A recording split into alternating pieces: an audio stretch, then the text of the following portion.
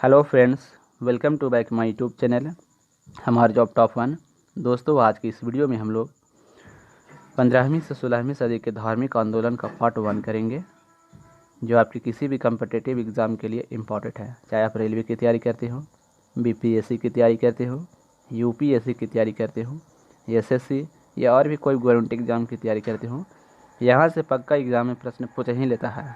ठीक है, तो इसे आप लोग अच्छे तरीके से याद कर लीजिएगा, ताकि यहाँ से एक प्रश्न दोस्तों ना छूटे आपका। ठीक है, और यहाँ से एग्ज़ाम में प्रश्न पूछा ही जाता है, तो इसे आप लोग कंप्लीट याद कर लीजिएगा अच्छे तरीके से वीडियो को देखकर। ठीक है, रिपीट करके देख लीजिएगा ताकि आपके दिमाग में सारे प्रश्न सेट हो जाए। ठीक है, और उसका उत्तर।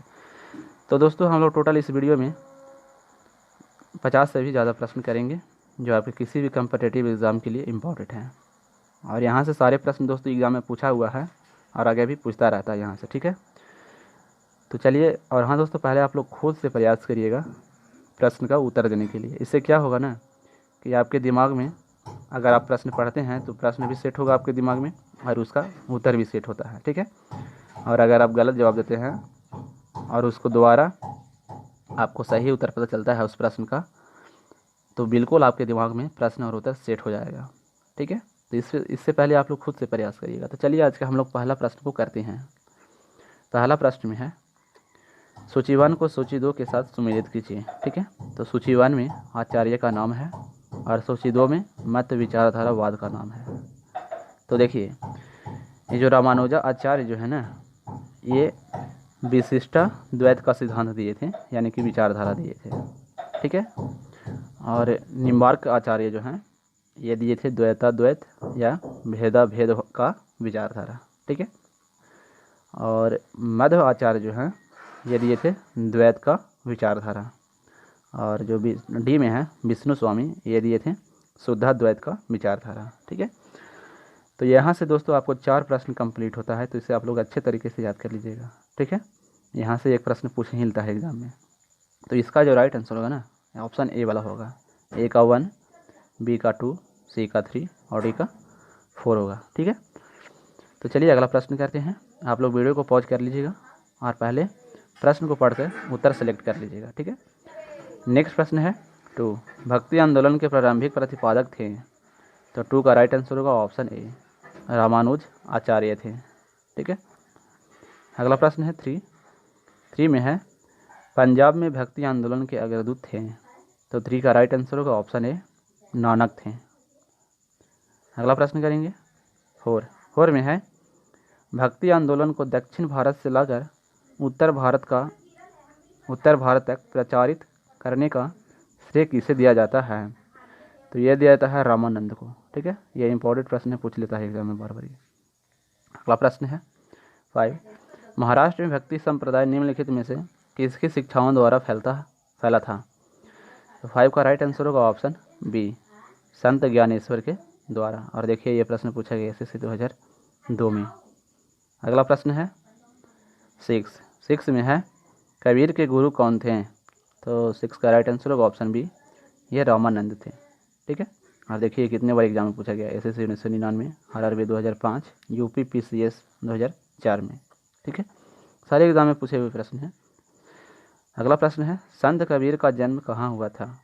तो 7 का राइट आंसर होगा ऑप्शन बी, मगहर या वाराणसी में जन्म हुआ था। ठीक है, और ये भी देखिए SSC 2002 में पूछा गया है। अगला प्रश्न है 8, निम्नलिखित में से कौन सा वाक्य दक्षिण भारत के भक्ति आंदोलन के संदर्भ में सत्य है। ठीक है, तो 8 का राइट आंसर होगा ऑप्शन बी वाला, 1 और 3। ठीक है, यानी कि ये वाला और ये वाला। तो यहाँ पे इसका नेतृत्व कई लोकप्रिय संतों द्वारा किया गया था। ठीक है, और इसने जाति व्यवस्था का विरोध किया था। ये दोनों सही है, 1 और 3। ठीक है, और ये देखिए प्रश्न RRB 2006 में पूछा गया है। अगला प्रश्न करेंगे 9 में है, चैतन्य महाप्रभु किस संप्रदाय से जुड़े थे। तो 9 का राइट आंसर होगा ऑप्शन सी, गौड़ीय संप्रदाय से ये जुड़े हुए थे। ठीक है, और ये भी रेलवे 2005 में पूछा गया है। अगला प्रश्न करेंगे 10, इसमें कह रहा है, पुष्टि मार्ग के दर्शन की स्थापना किसने की। तो 10 का राइट आंसर होगा ऑप्शन डी, यानी कि वल्लभाचार्य ने। और ये देखिए रेलवे 2005 में पूछा गया है। नेक्स्ट प्रश्न है 11, किस संत ने ईश्वर को अपने पास अनुभव के लिए नृत्य एवं गीतों यानी कीर्तन को माध्यम बनाया? तो 11 का राइट आंसर होगा ऑप्शन डी, यानी कि चैतन्य महाप्रभु। ठीक है, और ये भी देखिए रेलवे 2004 में पूछा गया है। अगला प्रश्न है 12, अद्वैतवाद के सिद्धांत के प्रतिपादक कौन थे? तो 12 का राइट आंसर होगा ऑप्शन बी, ये थे शंकराचार्य। ठीक है, और ये भी देखिए रेलवे 2004 में पूछा गया है। नेक्स्ट प्रश्न करेंगे 13 में है, निम्न संतों का कालानुक्रम अनुसार व्यवस्थित कर कूट में उतर दें। तो 13 का राइट आंसर होगा ऑप्शन ए वाला। ठीक है, 1 2 3 4। ठीक है, पहले कबीर थे, उनके बाद नानक आए, उनके बाद चैतन्य आए, और उनके बाद तुलसीदास। ठीक है, तो इसका राइट आंसर होगा ऑप्शन ए 1 2 3 4। और ये देखिए रेलवे 2003 में पूछा गया प्रश्न है। अगला प्रश्न करेंगे 14 में है, गीत गोविंद के रचयिता हैं? तो 14 का राइट आंसर होगा ऑप्शन बी, यानी कि जयदेव है। और ये इम्पोर्टेंट है, बार बार पूछता है एग्जाम में, और ये रेलवे 2002 में पूछा गया है, और एनटीपीसी 2021 में भी ये प्रश्न पूछा गया है। अगला प्रश्न है 15, भक्ति आंदोलन के दौरान असम में किसे इस आंदोलन का प्रतिनिधित्व किया? तो 15 का राइट आंसर होगा ऑप्शन ए, शंकर देव ने। और ये भी रेलवे 2005 में पूछा जा चुका है। अगला प्रश्न है, गुरु नानक का धर्म उपदेश है? तो 16 का राइट आंसर होगा ऑप्शन ए, मानव बंधुत्व का। ठीक है, और ये भी रेलवे 2005 में पूछा गया है। अगला प्रश्न है 17 में बोल रहा है, सूची 1 को सूची 2 के साथ सुमिलित कीजिए। ठीक है, तो देखिए सूची 1 में शंकराचार्य द्वारा स्थापित मठ है, और सूची 2 में स्थल है। ठीक है, तो इसका जो राइट आंसर होगा ना 17 का ऑप्शन ए होगा, ए का 1 होगा, यानी कि श्री गेरिंग पीठ की जो स्थापना की थे शंकराचार्य ने, ये किए थे मैसूर कर्नाटक में। ठीक है, गोवर्धन पीठ जो है इसकी स्थापना पूरी उड़ीसा में किए थे। ज्योतिष पीठ जो है इसकी स्थापना बद्रीनाथ उत्तर प्रदेश में किए थे, और शारदा पीठ जो है इसका स्थापना द्वारका गुजरात में किए थे। तो इसका राइट आंसर ऑप्शन ए होगा। ठीक है, नेक्स्ट प्रश्न करेंगे। अगला प्रश्न है 18 में वही करना है। ठीक है, सूचित सुमिलित करना है। तो सूची 1 में संतों के नाम है, और सूची 2 में संतों के कार्य क्षेत्र है। ठीक है, तो 18 का राइट आंसर होगा ऑप्शन ए। ठीक है, यानी कि वल्लभाचार्य जो हैं ये उत्तर प्रदेश राजस्थान से संबंधित है।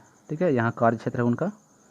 और चैतन्य महाप्रभु जो हैं इनका कार्य क्षेत्र है बंगाल, और मीराबाई जो हैं इनका कार्य क्षेत्र जो है यह है राजस्थान, और नामदेव जो हैं इनका कार्य क्षेत्र महाराष्ट्र है। ठीक है, ऑप्शन ए इसका करेक्ट आंसर होगा। तो इस तरह के प्रश्न करने से आपको बहुत सारा हिंट मिलता है। ठीक है, बहुत सारा प्रैक्टिस इस तरह के प्रश्न को करते रहना चाहिए। इस तरह का प्रैक्टिस करिएगा तो एग्ज़ाम में दिक्कत नहीं होता है। ठीक है, अगला प्रश्न है 19, निम्नलिखित में से किस भाषा को लोकप्रिय बनाने में कवि चंडीदास का योगदान है? ठीक है, प्रश्न है 19 में, निम्नलिखित में से किस भाषा को लोकप्रिय बनाने में कवि चंडीदास का योगदान है? तो 19 का राइट आंसर होगा ऑप्शन ए, यानी कि बंगाली।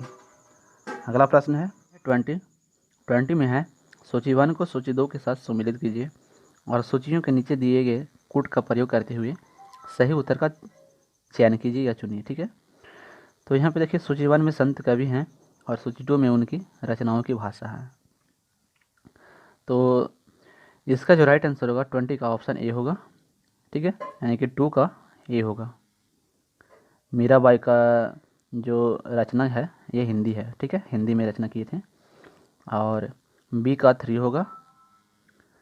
त्यागराज जो हैं ये तेलुगु में अपनी भाषा अपना रचना किए थे। ठीक है, तेलुगु भाषा में। और सी का 1 होगा। चंडीदास जो हैं ये इनकी जो रचना है ये है बंगला में। ठीक है, और डी का जो होगा ये होगा 4। पुरंदर दास की जो रचना है ना ये कन्नड़ में है। ठीक है, तो इसमें से भी प्रश्न पूछा जाता है। क्वेश्चन नंबर 20 का जो राइट आंसर होगा ये ऑप्शन ए होगा। ठीक है, अगला प्रश्न करेंगे 21 इसमें है व्यक्ति को दार्शनिक आधार प्रदान करने वाले प्रथम आचार्य थे, तो ये थे रामानुज आचार्य। ठीक है, ऑप्शन ए इसका राइट आंसर होगा। नेक्स्ट प्रश्न है 22 महापुरुषीय धर्म यानी कि एक शरण संप्रदाय के संस्थापक थे, तो ये थे शंकरदेव। ठीक है, ऑप्शन डी इसका राइट आंसर होगा, शंकरदेव थे। अगला प्रश्न करेंगे 23 में है शंकराचार्य का जन्म 788 ईस्वी में केरल के किस गांव में हुआ, तो इसका जो राइट आंसर होगा ये होगा कालाडी। ठीक है, कलाडी या कलादी, ऑप्शन ए इसका राइट आंसर होगा कलाडी या कलादी। ठीक है, 4 में है साई भक्ति संतों के मध्य एक समान विशेषता थी कि उन्हें, तो 24 का राइट आंसर होगा ऑप्शन ए, यानी कि अपनी वाणी को उसी भाषा में लिखें जिसे उनके भक्त समझते थे। ठीक है, और ये पूछा गया है 47वें BPSC 2005 में। अगला प्रश्न है 25 भक्ति आंदोलन का प्रारंभ किया गया, तो ये प्रारंभ किया गया था, ऑप्शन ए इसका राइट आंसर होगा आलवार नयानार संतों द्वारा। ठीक है, और ये भी देखिए OPPCS 2003 में पूछा जा चुका है। अगला प्रश्न करेंगे 26 रामानुज के अनुयायियों को कहा जाता है। ठीक है, रामानुज के अनुयायियों को क्या कहता है, तो ये कहा जाता है वैष्णव। ऑप्शन ए इसका राइट आंसर होगा वैष्णव, और ये भी देखिए UPPCS 1999 में पूछा गया है। अगला प्रश्न है आदि शंकर को जो बाद में शंकराचार्य बने उनका जन्म हुआ था, तो ये हुआ था केरल में। ऑप्शन डी इसका राइट आंसर होगा केरल में, और ये भी UPPCS 1999 में पूछा गया है। अगला प्रश्न है 28 बीजक का रचयिता कौन है, तो ये है कबीर। ऑप्शन ए इसका राइट आंसर होगा कबीर। ठीक है, और ये भी MPPSC 2000 में पूछा गया है। अगला प्रश्न करेंगे, अगला प्रश्न है 29 भक्ति रस कवित्री मीराबाई थी, तो 29 का राइट आंसर होगा ऑप्शन डी एक राजपूत शासक की पत्नी थी। ठीक है, और ये भी RASRTS 2003 में पूछा गया है। अगला प्रश्न है 30 प्रसिद्ध भक्ति कवियत्री मीराबाई के पति का नाम था, तो इसका नाम था राजकुमार Bhojraj. Option B right answer होगा। ठीक है, अगला प्रश्न है 31 में है बुद्ध और मीराबाई के जीवन दर्शन में मुख्य साम्य था, तो 31 का राइट आंसर होगा ऑप्शन सी संसार दुखपूर्ण है। ठीक है, और ये भी देखिए RASRTS 1992 में पूछा गया है। नेक्स्ट प्रश्न है ब्रह्म सत्य है और जगत मिथ्या यानी कि भ्रम या माया है, यह किसकी उक्ति है, तो ये जो उक्ति है ना ये है शंकराचार्य की। ऑप्शन ए इसका राइट आंसर होगा शंकराचार्य। अगला प्रश्न करेंगे 33 निम्नलिखित में से किसे कुछ विचारकों ने प्रच्छन्न बौद्ध की संज्ञा दी। ठीक है, प्रच्छन्न बौद्ध की संज्ञा दी, तो 33 का राइट आंसर होगा ऑप्शन बी शंकराचार्य को। अगला प्रश्न है 34 रामानुजाचार्य को किस कट्टर सब मतावलंबी चोल शासक के धमकी के कारण त्रिचन्नापल्ली छोड़कर मैसूर जाना पड़ा, तो ये है ऑप्शन सी राइट आंसर होगा कुलोत्तुंग प्रथम। अगला प्रश्न करेंगे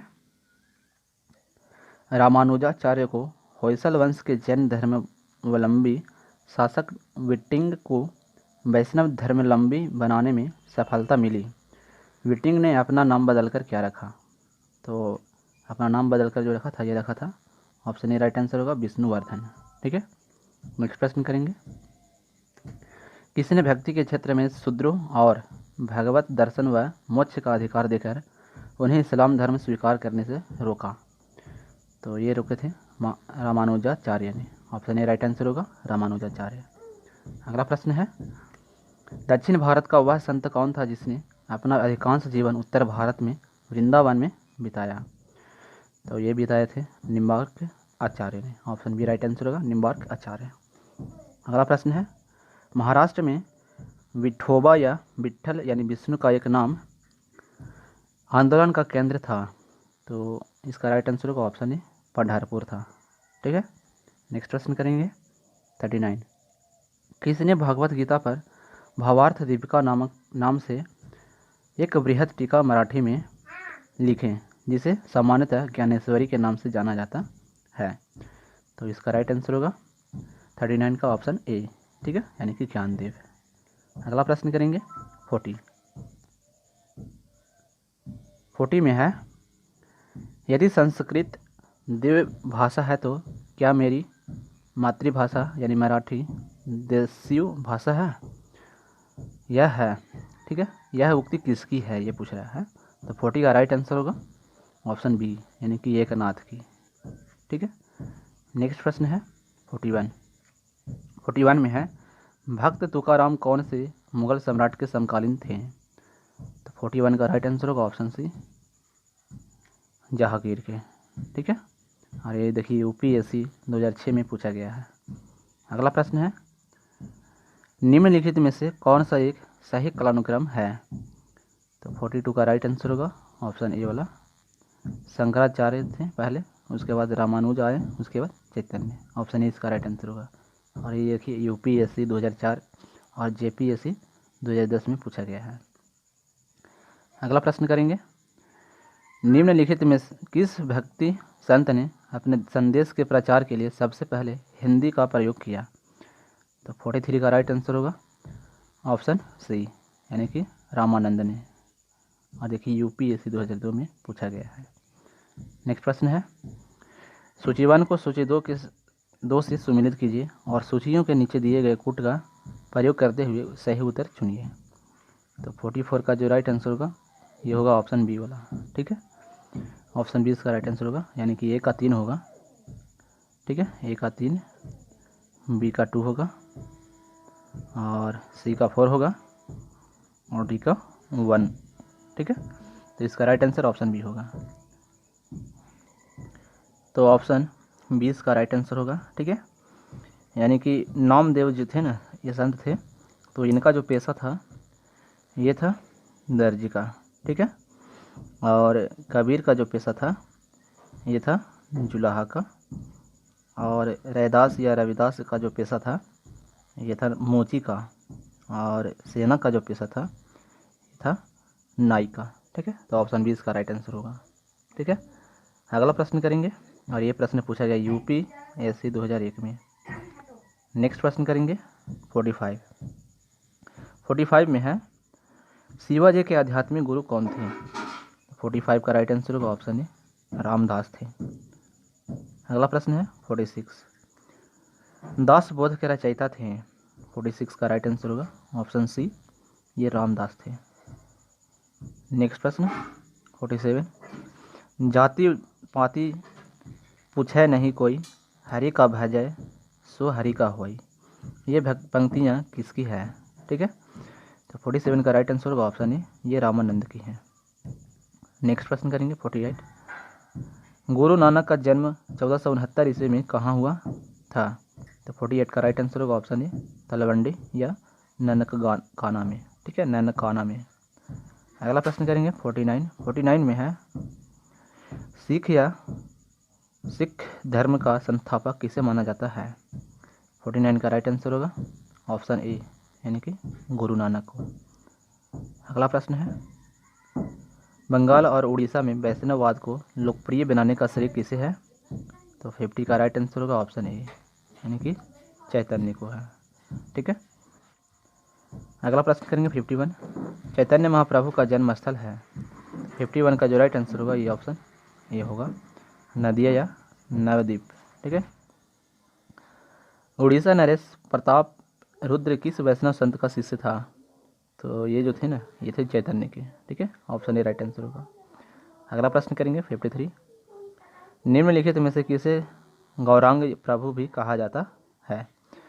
तो ये कहा जाता है चैतन्य को, ठीक है, ऑप्शन ए इसका राइट आंसर होगा। अगला प्रश्न 54 में देखिए सूची 1 में रचना है और सूची 2 में रचनाकार है। तो 54 का राइट आंसर होगा, यहाँ पे ऑप्शन नहीं है, ठीक है। तो 54 का जो राइट आंसर होगा ना, ये ऑप्शन बी होगा, ठीक है। ए का 1 होगा, बी का 2, सी का 3 और डी का 4। नेक्स्ट प्रश्न करेंगे 55, आलसियों का मूल मंत्र अजगर करे न चाकरी, पंछी करे न काम का रचयिता कौन है?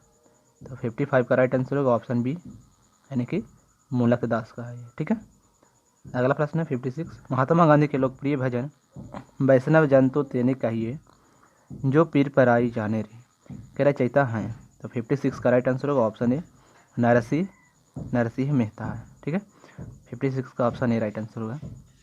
अगला प्रश्न करेंगे। अगला प्रश्न है 57 में, नरसिंह मेहता खाली स्थान है यहाँ पे, ये प्रसिद्ध संत थे। तो 57 का राइट आंसर होगा ऑप्शन ए, गुजरात के थे ये। अगला प्रश्न करेंगे 58 में है, मुगल शासक मोहम्मद शाह रंगीला किस संप्रदाय का अनुयायी था। तो 58 का राइट आंसर होगा ऑप्शन ए, ये शिव नारायण का संप्रदाय था। ठीक है, नेक्स्ट प्रश्न। अगला प्रश्न करेंगे 60 और आज के लास्ट प्रश्न है। इसमें बोल रहा है, निम्नलिखित में से कौन भक्ति आंदोलन का प्रस्तावक नहीं था। तो 60 का राइट आंसर होगा ऑप्शन ए, नागार्जुन। यह प्रश्न पूछा गया यूपीएससी 2010 में। ठीक है, तो दोस्तों ये वीडियो आपको कैसा लगा कमेंट करके ज़रूर बताइएगा, और चैनल पे अगर पहली बार विजिट कर रहे होंगे तो चैनल को ज़रूर सब्सक्राइब कर लीजिएगा, और बगल में बेल आइकन घंटी का निशान भी है, उसे भी दबा लीजिएगा। अगर ये वीडियो आपको अच्छा लगा होगा तो लाइक और शेयर अवश्य कर दीजिएगा। ठीक है, तो चलिए, और हाँ दोस्तों,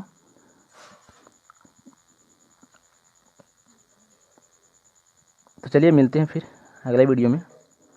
तब तक के लिए जय हिंद। प्रतिदिन इस तरह का इम्पोर्टेंट वीडियो पाने के लिए अपने YouTube चैनल को सब्सक्राइब करें, वीडियो को लाइक करें और शेयर करें। Thanks for